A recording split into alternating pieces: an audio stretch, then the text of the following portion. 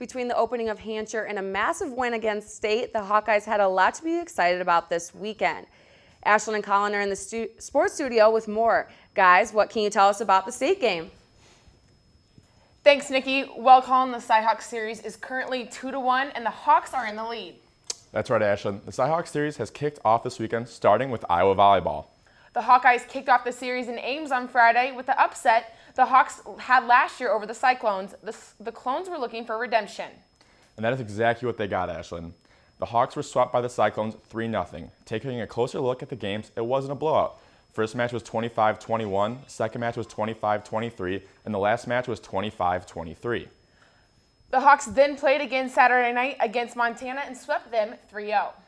The Iowa field hockey team went undefeated this weekend, starting off on Saturday. The Hawks defeated Monmouth 4-0. Then on Sunday, they got the W over Kent State 2-0. Still in women's sports and the Cyhawks series, Iowa soccer also played in Ames Friday night, but this time the Hawks came away with the W. The Hawks defeated the Clones 2-0 with a goal by senior Bree Tolley and a freshman Olivia Flagel. About 24 hours later, the Cyhawks series continued with football inside Kinnick Stadium. With Iowa dominating the game 42-3, the defense only allowed a field goal. Sports reporter Aaron Erickson has his story. It was an electric atmosphere on Saturday night at Kinnick Stadium as Iowa hosted in-state rival Iowa State. Iowa looking to capture the first of 4 trophy games this season. While C.J. Beathard and the Hawkeye offense produced another 40-plus game, the defense was looking to bounce back after giving up a disappointing 21 points last week to Miami of Ohio. Like I said last week, we had some areas last week that we felt that was kind of loose and kind of giving up big plays on the defensive side as well, and we was going to correct those mistakes that Sunday and going into the next week. And that they did. Iowa State's only scoring drive came from a field goal in the first quarter, but never managed to find the end zone the entire game. Coming into Week 2's matchup, Iowa's defense was preparing to face Iowa State's All-American running back, Mike Warren. I mean, he's very good on his feet. We really wanted to squeeze the pocket and not allow him to just escape or sneak out front or back. That was kind of the game plan, just really squeeze, contain him. Iowa managed to contain the redshirt sophomore to just 28 yards on 7 carries. It was the combination of outstanding offensive production and a steadily improving defense that allowed the Hawks to once again prove that it's called the Hawkeye State for a reason.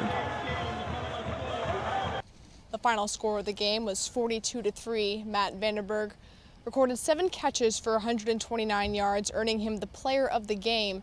And of course, the Cyhawk Trophy will remain in Iowa City for at least 1 more year. Reporting from historic Kinnick Stadium, this is Aaron Erickson, Daily Iowan TV Sports. With the Hawks 1 field goal too many shy of a shutout, the offense also did their job on their side of the football. The win had a lot to do with our quarterback C.J. Beathard and the wide variety of offensive play calls by offensive coordinator Greg Davis. Taylor Brooks, take us through what the new side of the offensive coordinator did. It was about this time last year when quarterback C.J. Beathard could barely practice.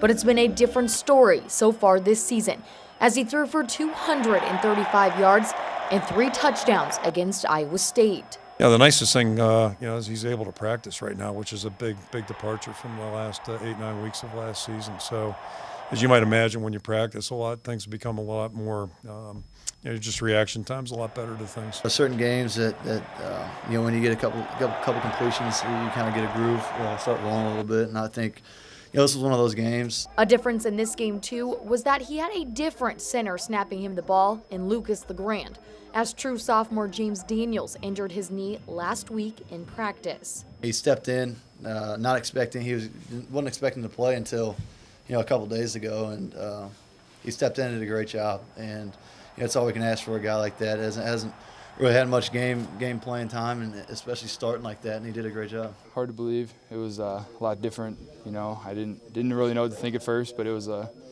was a lot of fun, and I got ready, and we went out there and we just played. Having LeGrand as the starting center wasn't the only new thing we saw in the win on Saturday, as the running backs got a little more involved in the pass game than usual. That play was, we worked on it all practice, inside zone faking. Coach Davis kept talking about how wide it's going to be open, and I was wide open in the end zone. CJ delivered a great ball, and I was able to catch it and score. Called it, ran it, and Akron, split the corner and the linebacker there, and I just had to put it on him, and he was open. We even saw Derek Mitchell get some time at the wide receiver position, receiving 7 yards on the game. Just another new thing Iowa is throwing at their opponents.